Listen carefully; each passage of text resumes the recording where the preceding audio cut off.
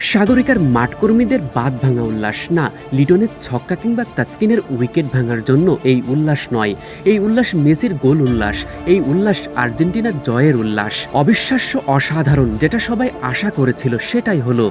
জয় দিয়ে বিশ্বকাপ মিশন শুরু করলো আর্জেন্টিনা। আর্জেন্টিনার ম্যাচ বলে কথা, বড় পর্দায় খেলা দেখানো হবে না তা কি করে হয়, তাও আবার ক্রিকেট মাঠে।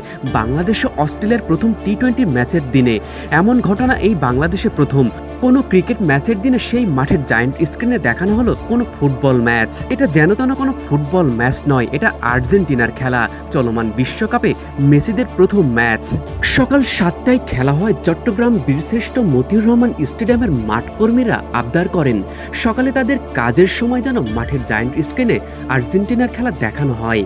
যেই কথা সেই কাজ, গ্রাউন্ডসম্যানদের আবদার রাখা হলো, বড় পর্দায় দেখানো হলো মেসিদের ম্যাচ। প্রতিটা মুহূর্তই যেন টান টান উত্তেজনা, হাতের কাজ চললেও চোখ ছিল জায়ান্ট স্ক্রিনের পর্দায়। প্রিয় আর্জেন্টিনার খেলা থেকে চোখের পলক ফেলাই যেন অসম্ভব। তারপরও সাগরিকার মাঠকর্মীরা কাজের ফাঁকে আনন্দের সাথে খেলা দেখেছেন। মেসির গোল দেখে যেমন গ্রাউন্ডসম্যানরা মাঠে আনন্দ উল্লাস করেছেন, তার ঠিক বিপরীত চিত্র ছিল সাগরিকার প্রেস বক্সে। হৃদয় ভেঙেছে কিছু ব্রাজিলের সমর্থকদের। সাগরিকার সকালটা সুন্দরভাবেই শুরু হলো। নীল আকাশে জার্সিদের জয়ের দিনে সমুদ্র পাড়ের আকাশও নীল ছিল। অন্যরকম এক অভিজ্ঞতা হলো সবার। এখন টাইগাররা কি পারবে মেসিদের মতো জয় ছিনিয়ে নিতে, পারবে কি অস্ট্রেলিয়াকে হারিয়ে টি-20 সিরিজ শুরু করতে? আপাতত সেটা সময়ের হাতেই থাক। চট্টগ্রাম থেকে মেজবা মিলন, ডেইলি ক্রিকেট।